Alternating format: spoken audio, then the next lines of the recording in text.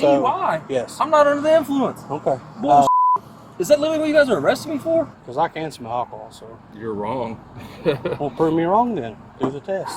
Don't do that. Okay, sir. All right. The next time you make an aggressive move towards me, you will be going to jail for menacing, okay? I got you. Look, brother, I swear to God, I'm not trying to make you all It's not brother, it's officer. Officer. 7, 8, 9, 10. If you didn't do any kind of observation test, I had enough to arrest you and place you under arrest for DUI. Okay, so you'd have been going to jail. You would have got sued. That's qualified immunity. I wouldn't have got sued, but okay. Why am I going to jail? Don't tense up. Why though? I'll explain that in a minute. You're Hey, under Carol, I'm going to jail. Yeah, I don't know why. Quit trying to pull away from me. What did he do that insinuated in any way he was under the influence?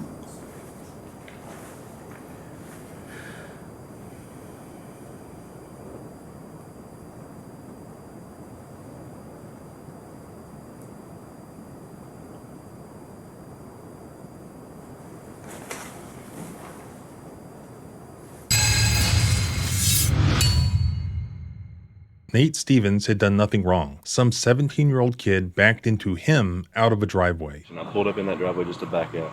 And I hadn't seen him. I don't know if he was going fast or not. I have no idea because I couldn't see him. But by the time I seen him, we'd already hit. It was the kid's fault. They exchanged information. Then he went to get a drink. It was just a minor fender bender. It wasn't a big deal. Then a parent of one of the kids involved hears about it and calls the police, wanting a police report. My son's friend's truck is in the driveway. The truck that hit him has left. Nathan gets back from getting a drink. Then the cops arrive. This is where the body cam footage begins. What's going on, man? What's that, bro? I'm good. What happened? What's your name? Nate. Talk about it. I was just driving. He pulled in, and I guess he didn't see me, and he backed out and hit me. Just a little scratch in the front. I was leaving here. I about pulled in there to back up, and I couldn't see him in my mirror. And by the time I seen him, he'd already hit. So. Okay. So was you coming up this way? Yeah, I just live within the street. So, y'all have your license on, your registration proof insurance? You need mine? Yes, sir. So you were pulling out, he was backing out of here, and y'all hit, right? Just a little scratch.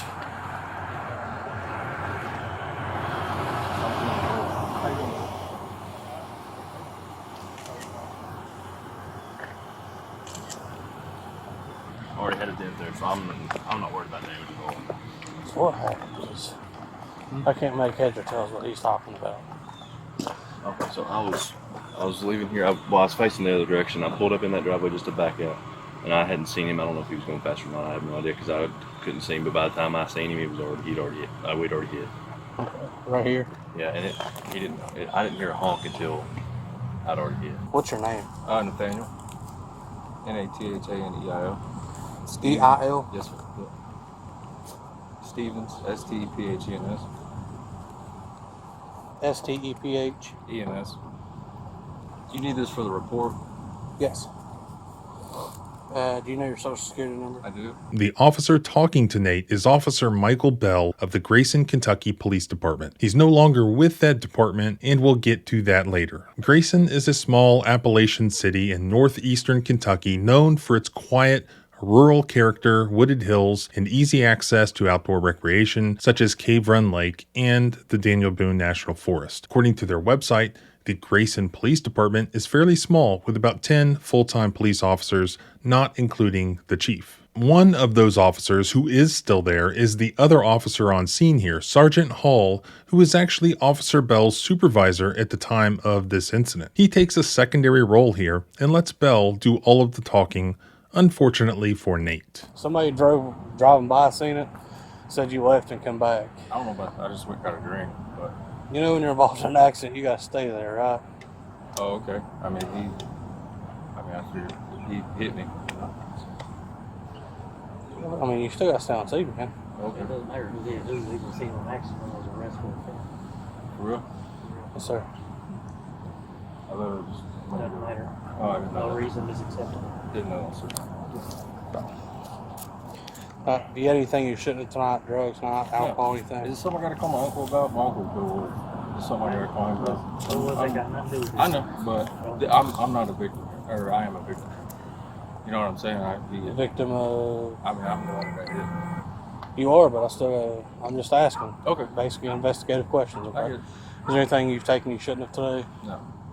I'm a health nut, brother. Huh? I'm a health nut. Okay. So you don't do drugs, alcohol, nothing No. like that? No. All right, do you care to do a few tests for me? I'm not going to, but no, I don't. Okay. So you're not going to do no tests for me? For what? I want to make sure you're not under the influence. I'm definitely not. All right, man. So here's how it's going to work, okay? You're acting very erratic. You're stumbling over yourself. Left scene of an accident. Okay. So this is what I call an investigation. Okay. Okay.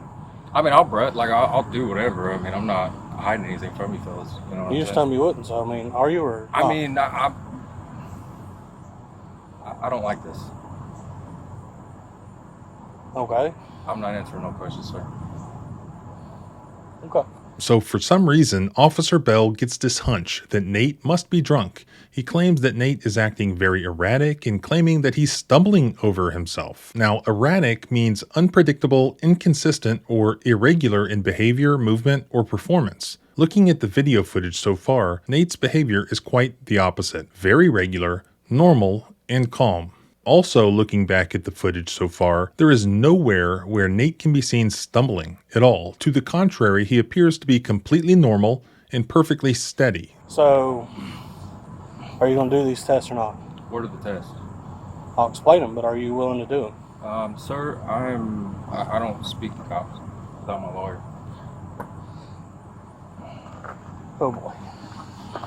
The only other claim that Bell mentions is that Nate allegedly left the scene of an accident. Sure, drunks do tend to do that, but this wasn't that sort of an accident. I mean, some kid backed into him, they both stopped, exchanged information. It was a minor fender bender. The kid even admits to the 911 dispatcher that Nate wasn't fleeing anything, that he said that he would be right back, which he was prior to the cops arriving. Carter County 911, where's your emergency? A car has just plowed into the back of my son's friend's truck. My son's friend's truck is in the driveway.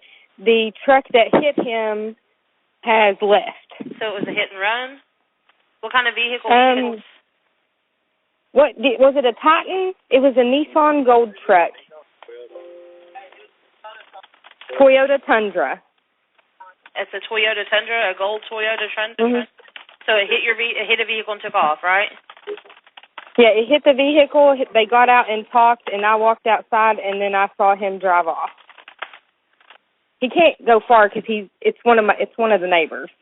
Okay, so that's what I'm saying. Did they speak to someone or? Yeah, they spoke to my son's friend and said I guess they had to go get something, and they left. I don't know. Okay, so I mean, it wasn't like he just hit it and took off. They actually spoke to him about the accident, right? So what did your son? Yes. When I got out, I talked to him and said if he wanted to contact insurance and whatnot, and then he said, yeah. He said, I got to run to town real quick. I'll be back. And I said, well, I'll be here. A gold Toyota Tundra has backed into a vehicle at this location and took off. They also stated that this was a neighbor that lived in the area. 302, Grace. I'll be around as well. Okay, were you the one involved in the accident? Yeah, I was backing out of a driveway to turn around, and I couldn't see him in my mirror, and it was like he was just right up on me pretty quick. Okay, you're not hurt? No, we're fine. Nobody was hurt. And this is a neighbor, right? He hit your vehicle, and he said he was going to return. Do we know who he is? Yeah, this is not my house. It's my buddy's house. Well, I was just here to come pick him up and was turning around. Okay, do you know who the person is that hit you? I don't know the feller. No. Where does he live? Hey, Kate, do you know what house he lives in, or does he live here? I don't know what house. He did mention to me about something about it being his cousin's vehicle. I just now remembered that. He said it was his cousin's vehicle. He was just left his cousin's house. Okay. I guess it's on this road. Do we know who he is, though? I know it's a cousin, but Nathan Stevens, but I don't know the cousin's house. Nathan Stevens was the driver of the vehicle. Yes, ma'am. He's back. I think, no, that's not him. Never mind. Okay, well, we have law enforcement headed Yeah, it to is. Rick. He's back. He's coming back. Yeah. Be advised, now another party on scene advised the male driver of this vehicle got out and asked about insurance. They advised that they did want to contact for a report.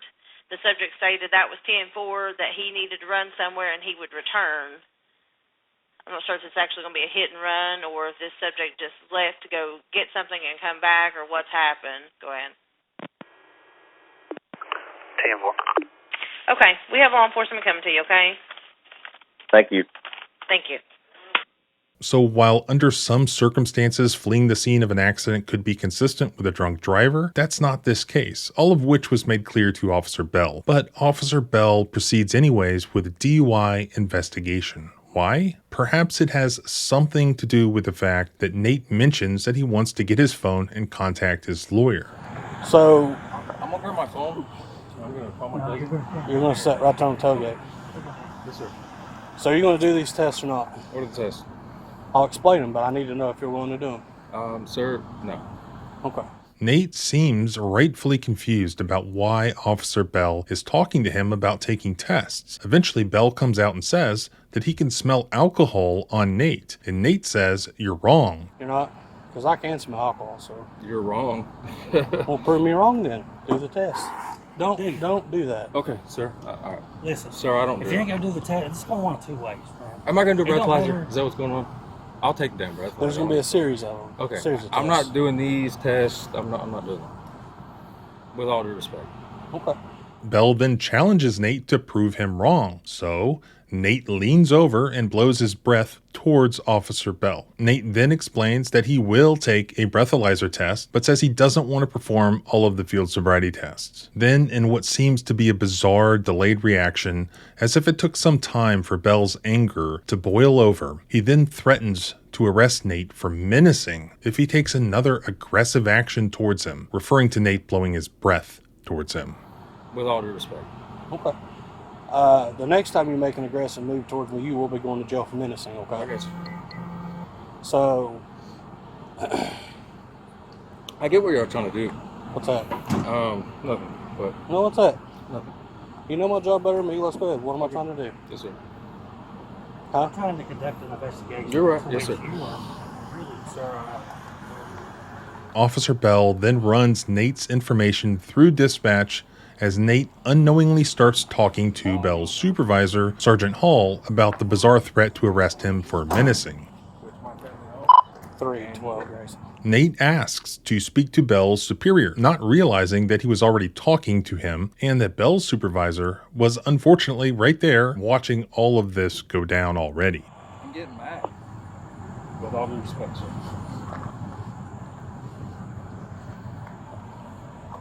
Okay. And if anything, get your sergeant. I am the He sergeant. is the sergeant. Get your boss. Well, I'm the this supervisor. ain't I'm you. what you Get get. Jeff May. Jeff Plays May's the not. sheriff a and don't have problem. nothing to do with us. So another thing, I know you've been watching a lot of YouTube. That's not how it works. I don't have to get you any more than my sergeant that's here. If you want to speak to anybody else, you can go through Monday through Friday through normal business hours at the local PD. Yes, sir. Okay. Yes, sir. Look, brother, I swear to God, I'm not trying to make you all. It's not brother, it's officer. Officer. I literally am just trying to go home. And I'm I'll trying to do- conduct an investigation, which you are not allowing me to. Yes, sir. Yes, sir. Okay. Yes, sir. Bell then gets even more aggressive with Nate, at one point telling him not to call him brother and instead instructing him to call him officer. Now, where have we seen that before? Place your hands behind your back. Oh man, just serious, fella. I'm not your brother. Believe me, you're not. Yeah, I'll never be your brother. I'll never be your brother. Exactly. When Officer Bell asks Nate if he'd blow into a breathalyzer, Nate says yes. I'm not If I get a PBT, we blow into it? Yeah, absolutely. Okay. And then I can go? No, not yet. I'll get it just in a second, bud. So Bell goes and he gets the device. He brings it over, he administers it to Nate, and then when the results pop up, nothing. Silence. Keep going, keep going, keep going, keep going, keep going. Stop.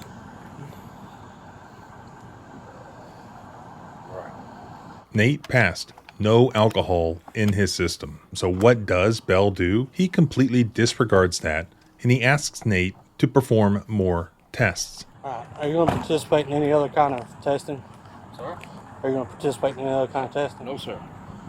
Meanwhile, Nate is trying to call his lawyer, but Bell says if he shows up, referring to his lawyer, that he can't represent you because he'd be a witness. This would later come up in court. More on that later. What's your name? Bell, it's right here. Okay. What's your name? Sergeant Hall. Okay. If he shows up, he's a witness, so he can't represent you anyway. Eventually, Nate says, so if I do them, we're good? The supervisor, Sergeant Hall, says if you pass the test, then everything is fine. So is he going to do it? I don't think so. You did leave the scene of an accident. So if I do them, are we good? Like, And if you're not impaired, you'll pass brother, the I test, swear to God, and then I'm not. everything's fine. Okay. But if not, then we have to. Okay. Then let's do it. I don't give a shit. Okay? All right. Just that easy. All right, you turn over and just put your back against the truck. Just lean off of it for me. Yep. Tilt right up for me. Yep.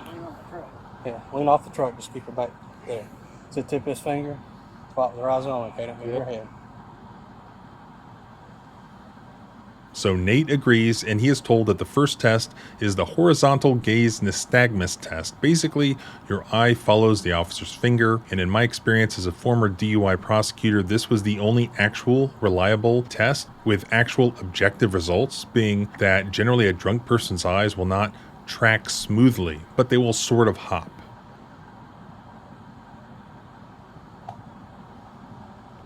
Shaking. I'm nervous. Okay.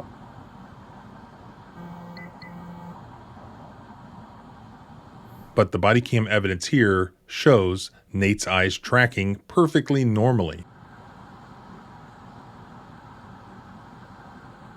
That didn't stop Bell from later lying in his written report, writing that Nate failed, claiming that he observed a lack of smooth pursuit in both eyes. Clearly a lie. I need to finish these if you're willing to. You're sitting there trying to say I'm impaired, though. That I was acting. I'm trying to finish my observation. There's your observation. I've got 2 more clues I need to look for if you're willing to do it. I really don't want to. Because, dude, I'm not impaired. I have no reason to do these tests. Do you have proof of insurance or registration? I do, yes, sir. Next, Nate is told he's to perform 2 more tests, the walk and turn and the one-leg stand. So you're not willing to do any other tests? I mean, what do I got to do, brother? I'll do them. Like, I don't... What do I got to do? Well, there's 2 more observations. Okay. One's called a walk and turn, the other one's a one-leg stand. Are you willing to do those? Sure. Okay. Nate is given the instructions for the walk and turn, and then he performs it perfectly, which we can also observe on the body cam. All right, you may begin. Say them out loud? Yes, sir. Okay. 1, 2, 3, 4, 5, 6, 7, 8, 9. Spin around. Correct? 1, 2, 3, 4, 5, 6, 7, 8. Okay. All right, do you want to do the last one? With the foot stand? Yeah. Let's do it. All right.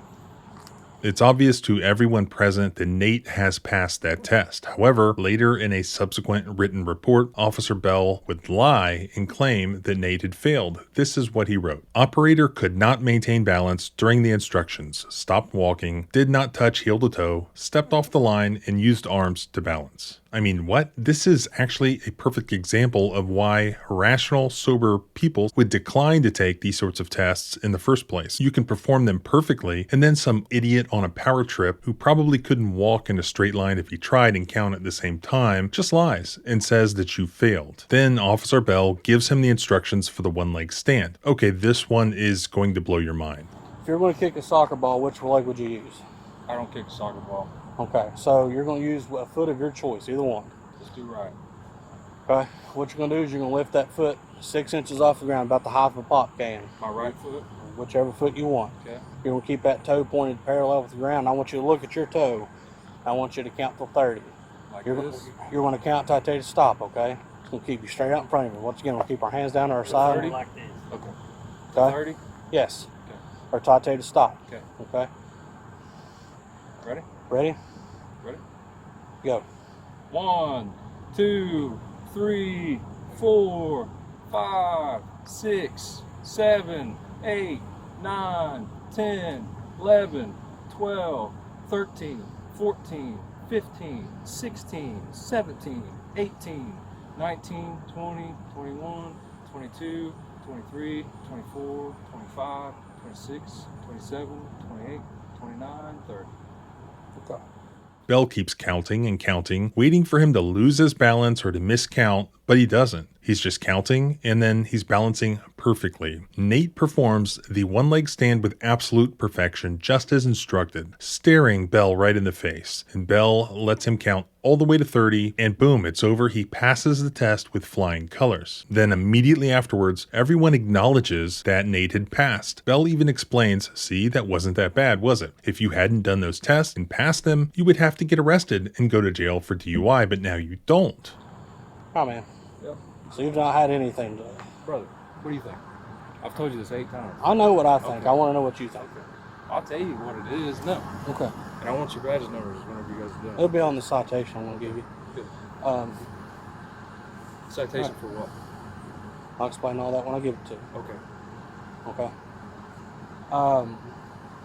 Was it that hard? You know, we got No, two brother, hours. I'm not trying to be a dickhead. I got shit to do. However, later in his subsequent written police report, check out what Bell said about Nate's performance in the one-leg stand. Operator used arms to balance, claiming that he failed. What? I mean, he did not use his arms to balance, period. He never even moved his arms at all. He never even moved his arms the entire time. This was a straight out lie. So why did Officer Bell tell Nate at the scene that he had passed and then later arrested him anyways and then lied about him not passing? It's because of what Nate said right after Bell explained that he passed and should be thankful that he's not going to jail for DUI. I understand that, but here's the thing.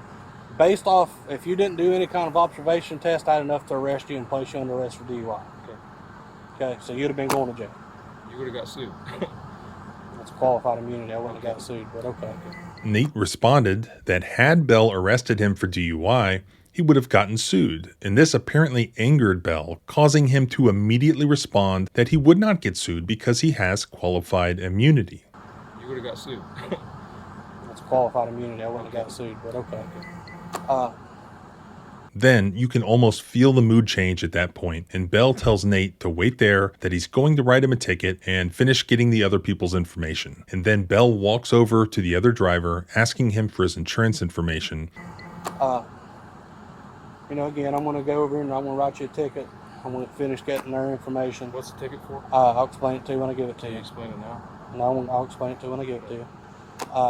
You're going to wait here, and I'll be right back with you. Yeah. He then tells the other driver, the teenager who had backed into Nate, what's going to happen is that within the next 3 or 4 days, he can go by the city clerk's office and get the report that they wanted that apparently does not exist now. And that other than that, they're good to go, and that he's going to be issuing some citations to Nate, and that then Nate would be good to go too. You'll be able to go down to the city building, down here, or the police department. You'll go in there and you'll talk to our office clerk in there. She'll be able to get you a copy of the report. Just give us about 3 or 4 days, okay? Other than that, y'all's good to go. I'm going to, issue some citations, and he'll be good to go too as well. All right?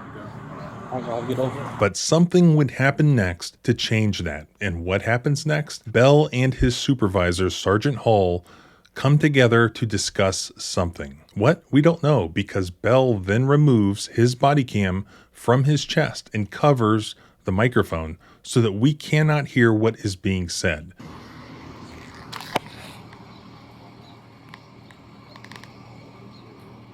This seems to have effectively destroyed the video and audio evidence of this conversation. But whatever is said, here is what happens next.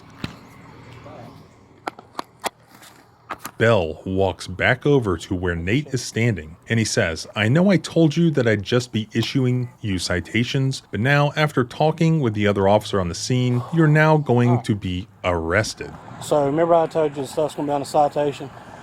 Okay, it is. But also, after speaking with another officer on the scene, you are going to end up going to jail tonight, okay? Why? Nah, put the phone down. Turn around. No, hold on. Turn around. Turn around, put your hands on Okay. it. As this was being said, Nate attempts to call his family on his phone to let them know that he was being arrested. Also, as this is happening, Sergeant Hall can be seen to pull his taser off his left hip, apparently preparing to possibly tase Nate. But Nate is cooperative, he complies with their instructions, and he puts his hands behind his back, and he's asking, why am I going to jail? And they don't tell him.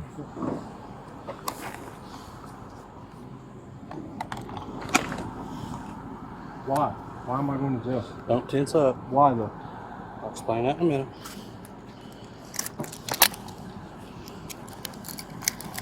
As the handcuffs are applied, the phone is still apparently on, sitting on the truck, and he tells his family member that he's going to jail and he doesn't know why. You're Hey under Carol, I'm going to jail. Yeah, I don't know why. Quit trying to pull away from me. You got that your body cams on first time. Okay. Good. After he says this, and in what appears to be in response to what he said, Officer Bell then slams Nate into the truck, then saying, quit trying to pull away from me. But the video shows that Nate wasn't making any moves at all. The claim that he was trying to pull away appears to be yet another lie, used as an excuse to slam Nate against his truck. Got anything on you that's gonna poke, stick, stab me? Okay.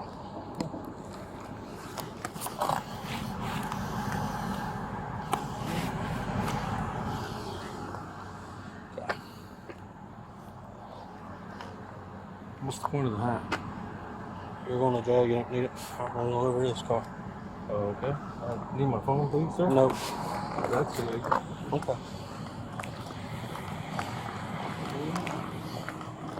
I do want the driver's license. Okay.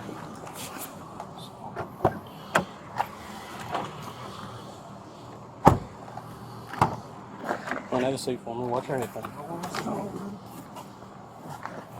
Then, as Bell walks over towards Nate's truck, he quietly laughs and says to Hall he doesn't realize that he's going to get held over now, which I believe means that due to the time of the day and the nature of this arrest, that Nate will be forced to spend the night in jail as opposed to being able to bond out quickly.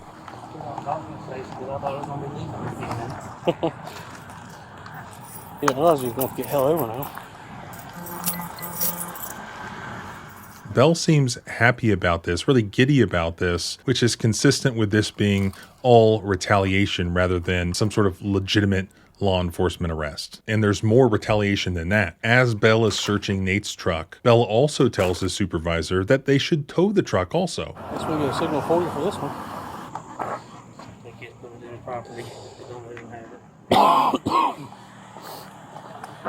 Even though the truck lives in that neighborhood on that street and the family could park it, Bell walks over to where Nate is in the rear of the police car, still handcuffed, hands behind his back, and Bell sort of gleefully tells Nate that his truck is going to be towed because it's evidence of a crime. All right, sir, so what's going to happen is you're obviously going to jail tonight. We're impounding your truck. So it'll be at the Grayson impound. The registered owner. I can't have my cousin. I live at the end of the street. No, it was using the commission of crime, so it's going to the impound lot. Of crime? What crime? crime? DUI. DUI? So, yes. I'm not under the influence. Okay. Bullshit. Is that literally what you guys are arresting me for? One of the reasons. Nate is shocked. He asks what crime. Bell then for the first time tells him that he's being arrested for DUI, and Nate can't believe it. Sergeant Hall, who is Bell's supervisor, then joins into this gaslighting, saying, what do you mean the circumstances? Under what circumstance? What do you mean, what circumstance? Like what did I blow on the test? There's many more than that. Okay, test me. Though he couldn't name any of those circumstances because they were all exculpatory. Nate blew a 0 and also passed all of the field sobriety tests. That's where we're going. We're going to go to Kenny's daughters where I'll read you some information, request to submit to test your blood. Actually, I'm not doing shit without my lawyer. Okay, that's fine. Okay. But I still got to take you down there. Okay. So the registered owner of that vehicle, This is my cousin. they'll be at the ones go to the impound lot tomorrow and get it out. Mm-hmm. But they'll have to have all the information with it, okay? I want y'all's badge number. Okay. Yeah. Okay. Right there. Yeah, get right on that. Then the owner of the truck actually shows up and is told that he can't drive his own truck down the neighborhood street. What is it? That is the owner of the truck. The guy in the car right there, that would be the owner of the truck. Well, it's going to the impound. that he now has to go to the city impound lot the following day and pay for all of the towing charges. You can pick it up at the city impound lot tomorrow. What now? You can pick it up at the city impound lot tomorrow. Okay, what's going on? I mean, unless he tells me it's okay to tell you, I can't tell you. Oh. All of this was in retaliation for Nate threatening to sue them rather than any legitimate law enforcement purpose. Well, I'll pick it up tomorrow. Nate Stevens was just driving down the street of the neighborhood that he lives in, doing nothing wrong, and some kid backs out of a driveway and hits him. Then these small town cops roll up and all of a sudden he's being investigated for DUI. They're lying, claiming that he's behaving erratically when he's not, unstable on his feet, smells of alcohol, none of which is true. Then the second he stands up for himself and his rights, they turn malicious and decide to show him who's boss, show him the power of government and what the system can do to someone who doesn't submissively bend the knee and kiss the ring. So now he's sitting in the back of a police cruiser, hands handcuffed behind his back, truck being towed, about to spend the night in jail. The point has been made. Nate is powerless.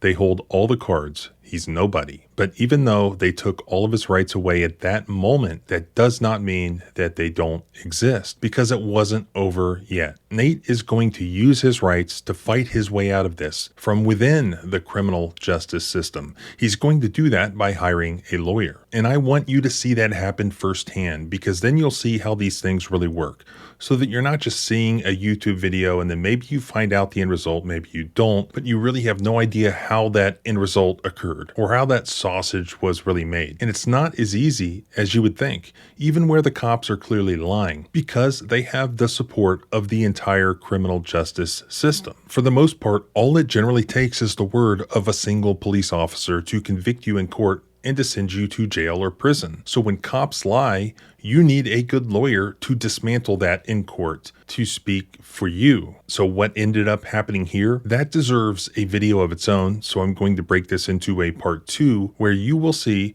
what actually happened in court as Nate's lawyer cross-examines this police officer about his lies. What did he do that insinuated in any way he was under the influence?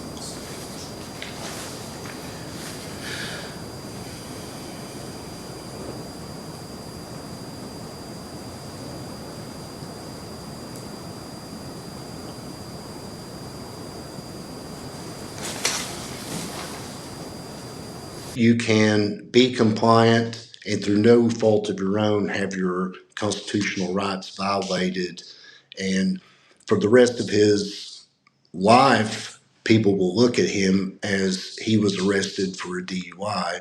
So regardless of the outcome of the criminal case, this has affected his reputation in the community, and just psychologically being treated that way by law enforcement is ridiculous. Nate's lawyer is going to tell you directly what happened, and you're going to learn more about this police officer, what ended up happening to him, where he is now, and also about another victim of his, an even more egregious case where he was caught on video violating someone's rights, and I have that footage as well. Hello? Quit kicking my door.